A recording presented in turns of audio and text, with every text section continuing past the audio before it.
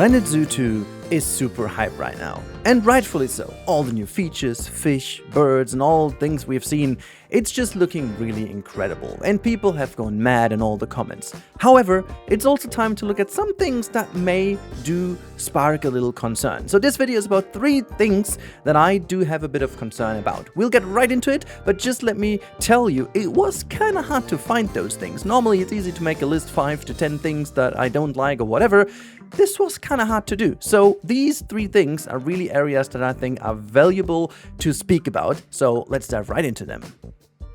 Number 1 is kind of obvious because we have not seen a thing about this, and this is exhibits. Now, we know in Planet Zoo 1 exhibits were kind of a good thing just regarding how the technology was almost like 8-9 years ago. But they have been neglected rather quickly. Frontier tried to kind of increase the usability with the walkthrough exhibits a little later, but the lack of variety in them, just by having this 4x4 meter box and apparently just a change of a couple of biomes and kind of toggles for a few little enrichment items, made those things super exchangeable, but also super boring at the same time. The animals in there were merely some animatronics that did just kind of switch positions when you looked away. They magically, teleported from point A to point B. And again, for the most part, that was really good. However, over the time, the argumentation for why that was done, and the initial argumentation was that animals were too small to be animated or they don't move enough in their habitats. So kind of these things. But over the time, these arguments kind of got kicked by Frontier themselves by adding, for example, meerkats or prairie dogs or koalas and other kind of animals that technically would also meander rather slow through the habitat, and also other animals like wallabies and wombats and like all these animal sizes that would technically also go into an exhibit. And I am aware that exhibit animals obviously have a bit of a different approach to them when it comes, for example, to big snakes or to, also the sloth as an example. They normally are also not in huge exhibits in zoos. But this is actually the point. I'm not even speaking about huge exhibits. I'm also speaking about small exhibits. I mean, we had the same size of an exhibit for the giant anaconda and for a scorpion. And that kind of doesn't go well together. I really would love to see, and to be honest, I could very much live with the same kind of mechanic for most of the animals. I do think that a couple of those animals have to be exchanged. I would love to see a snake actually as a habitat, or like not a habitat animal, but an actual animated animal, if that makes sense, in a given space. The same goes for iguanas, for example, or hopefully we'll get a chameleon at some point. I would love to see a chameleon in game. And these animals, I would really hope that they are being realized more or less as a habitat animal. While at the other hand side, all that kind of stuff that we had, like with the frogs and with the scorpions and spiders, now I'm all fine having them in like smaller vivariums or whatever you gotta call these things, simply because that is just how they are in real life as well, You don't have mega habitats for them, neither have you mega exhibits boxes for them. They are most likely in smaller ones and you can assemble them, and it just kind of makes even more sense when it comes to, let's say, smaller fish, tiny aquariums and stuff. A 4x4 meter box would be even enough for some smaller kind of jellyfish species or very tiny fish that you wouldn't necessarily have in other things, but you could also put some other special animals in. So I'm a little hopeful because we haven't seen anything about exhibits yet. The only little idea we have is from the axolotl being the deluxe edition animal, and the fact that exhibits will return. As I'm allowed now to speak about my entire studio visit in March, I can only tell you that also we haven't seen exhibits. I have seen 2 or 3 blueprints briefly in a presentation, and they looked like exhibit blueprints and the old box we had. But keep in mind, that was a very early version we saw in March. That was even far earlier than whatever we've seen in that behind the scenes and what you guys have seen in the gameplay reveal. And even the gameplay reveal is obviously an older version. So these could have easily been placeholders and just an old mechanic that they ported over to do some tests with it. So I'm genuinely hopeful that this is going to be changed, but at the same time I'm rather concerned because with all the great new introduction of aquariums and birds, maybe there was a lack of just purely resources to also do a huge overhaul in exhibits. Would I be super mad if this is not going to be changed at all? Well, kind of, I guess. I would at least hope to have a bit of change in terms of sizes and in terms of like overall customizability. A bit more of the prehistoric kingdom approach would be really nice to have over here. But in any case, that's been it about the exhibits. I guess I made my point. Rather concerned about those. Not a deal breaker, but we'll get over to another thing that I do believe could be a deal breaker. And that is multiple habitat gates or doors. Now, from all the footage we've seen so far, it is rather unfortunate to say that it seems like we get the exact same mechanic to build a habitat.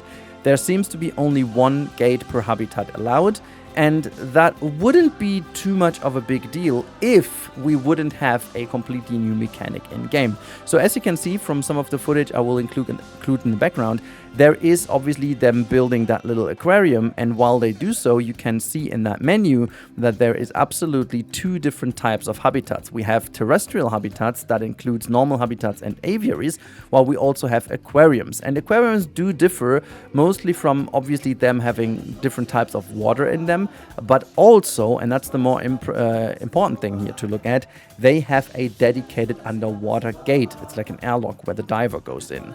Now, if you want to do certain things like you have in zoos relatively often, and more modern zoos tend to have it more and more often, is mixed habitats between semi-aquatic species and full aquatic species.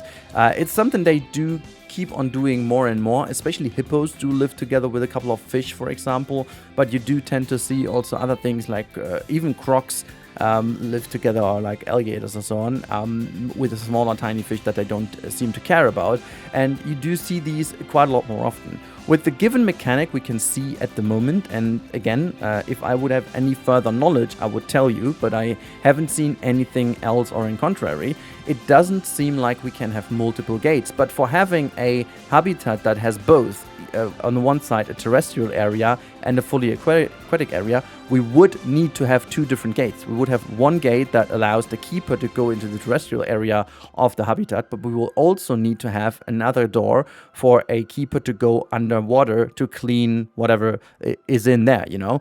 So that would actually be needed. Or, I'm not sure if that is going to be a thing. I mean, obviously, they could just say whatever, they would switch into their suits within the habitat and jump into the water from inside of the habitat. To be honest, that would be kind of cool too. That would be really cool. So if, and that could be a solution to the whole problem I haven't really thought about earlier, but if the door is just necessary for a full aquatic habitat, and for anything that is semi-aquatic, they can actually switch on the spot. That would obviously be cool. Because we have already seen they have like a kind of Sims-ish transition, like when the keeper walks, or the vet or the keeper, they walk towards the water area, and then there's that airlock. In front of it, they do this kind of magical rotation and switch into their wetsuit.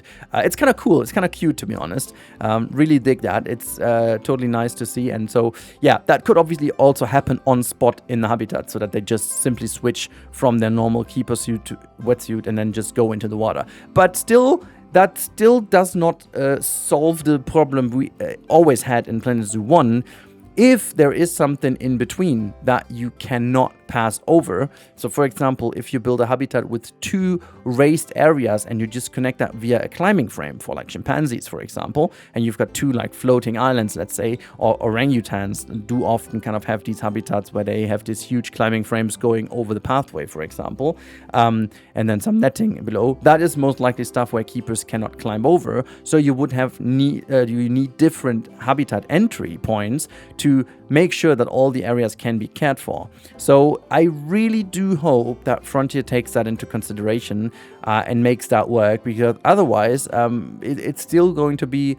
either very unrealistic, because they use their kind of magic Hoover kind of thing, whatever this thing is, a vacuum cleaner thing, and just suck in everything that is in all areas of the habitat without actually going there. That would obviously work, But to be honest, that is also a perfect segue into the third concern I have. So let's close the chapter of multiple gates. I really hope we're going to see multiple gates, and if not multiple gates, at least a mechanic that allows us to build a semi-aquatic habitat with terrestrial area and full aquatic area combined, so we can make these cool mixed habitat that you can see in modern zoos. But let's move on to the next one. All right, so the last one is a bit of a special one, because the first two are rather tied to what the game already has somehow in. This is more about a thing that the game has not in, most likely not in. I would be very surprised if we see it. I guess you would easily have spotted that if it's in the game, so I do just assume it's not in the game, and that is staff vehicles. Especially now with the sanctuaries and wildlife reserves in mind, I'm like, this is not going anywhere. I mean, in the first game already, it became super annoying if you had large zoos with large habitats. Like, people love to build these like kind of large safari habitats, for example. I remember, for example, the late designer did this kind of cool jungle cruise, and I've seen other people ZSH also, I believe, has done like a really cool safari ride. I have also done that for some of my franchise zoos. They are amazing. But oh my god, is that annoying if your keeper needs to just walk through that ginormous habitat. It takes an enormous amount of time for them to run through. You have like multiple keepers in there then to just combat the walking time. They are constantly annoyed because they're just walking and not resting. And just the whole mechanic of the keepers, how they work, is super great as long as the park is relatively condensed and the habitats are reasonably small. The moment you go bigger and you kind of try to mimic a bit more of the actual wildlife area, which again modern zoos kind of do more often, you're basically screwed without a vehicle. And a vehicle is such a genuine, important thing in a modern zoo. Without a vehicle, you're scrapped. It's not going to work, you know. It's to bring all the resources to the habitats, and if you don't have that as a mechanic, which is totally fine, you still would need to have a vehicle, especially for the wildlife reserves, to actually go to certain points. I mean, imagine you have that huge map like of a river delta, and then you have like that entry point where whatever your wildlife reserve. I still have no idea how they actually function, or if this is just nature, but I would love to see at least kind of some, at least like research stations or stuff like that. But like, if you have a keeper there who needs to go and research an animal, maybe they need to go then observe them or take some photos or whatnot. I would love to see a little bit of the Jurassic World evolution kind of idea here. Imagine they would walk there. I mean, what kind of stamina would they need to have in order to deliver this? It's kind of weird to talk about this, but the more I think about the wildlife idea, I think I would hate it if the wildlife area is just a nice, let's say, giant diorama you build, and it really has no other functionality as to bring animals in there and then just go over and have a look at the animals. I mean, I think that would be rather annoying, to be honest. I never really thought about this too much. I wanted to do also a dedicated video on the wildlife reserves, but we just have too little knowledge about this at this point. And as we haven't seen anything of that in our studio visit, I'm like really not willing to speculate too much about this right now. I really hope we get some more news on those soon, because I'm super excited for wildlife reserves. But as I said, at the moment it's more likely just guessing. And so other people like the late designer, so they have some really cool ideas how that could work. I saw all these videos. Also Leaf did some takes on that one, so really love that. But I personally, I'm a little hesitant because I want to see what kind of way Frontier is going to take with this. But the one thing I can say, it'll need, in any case, it'll need vehicles. At least a Jeep. A keeper Jeep or like a golf cart or whatnot would totally do it for me. I mean, if we could drive it ourselves, that would be rather insane. gotta admit, that would be fun as hell. But yeah, this is one of the concerns I really have, because I was actually thinking this is a need. Having this incredible functionality of dynamic seasons and stuff is all good, all great, but like, come on, vehicles must be in. Anyways, let's wrap it up really quickly. There's not really more to talk about. These were my 3 concerns, but I want to do a little conclusion here and then hand you over into a wonderful hot weekend if you're from Europe, or just a good time. Now, let's just quickly bring this together. As I said in the introduction, this game rightfully has a crazy hype at the moment, and I am insanely hyped as well. I'm also very generously happy that Frontier seems to have knocked it out of the park with all their games right now. A very fantastic Jurassic World Evolution 3 DLC if you like Rebirth, and a fantastic DLC announcement of the next Planet Coaster 2 one, and obviously a fantastic announcement so far for Planet Zoo 2. They do fantastic, and I wanted to especially say that because these concerns are meant very straightforward positive in a way more constructive criticism kind of way.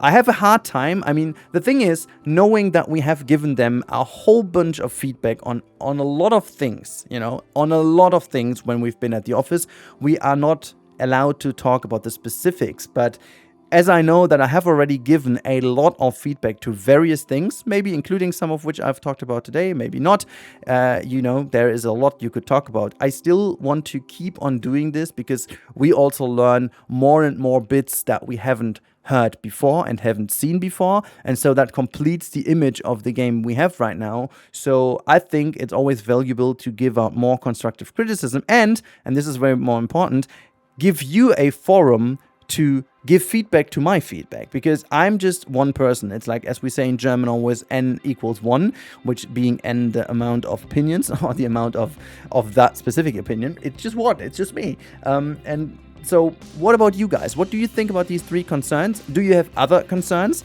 Let me know in the comments down below. Get going. Frontier is reading this. Don't get me wrong. They may not read every single one in detail, but they're scanning all the comment sections. They even had me answering a couple of questions to my comments in the past, so be aware they do read this all, and if not, I will bring feedback over to them anyway. So make sure to go nuts in the comments. Let me know what you think about my 3 points, but also what are your 3 concerns you have. Let's limit that to 3, because otherwise that's gonna go places. And if you want to have more news on Planet Coaster, Planet Zoo, Planet whatever, because obviously there's going to be a new Planet game as well next year. It's gonna be Planety on here. Make sure to subscribe to the channel. Lately it's been a very good run, it's fine to see. Let's crack the 120,000 hopefully soon. That would be fantastic. I would love to see you guys subbing to the channel if you haven't already, and be aware YouTube actively unsubscribes you, so double check if you're still subscribed, even if you think you are, because you will be surprised to how often you are going to be unsubscribed from channels. Not sure why YouTube is still doing that kind of thing.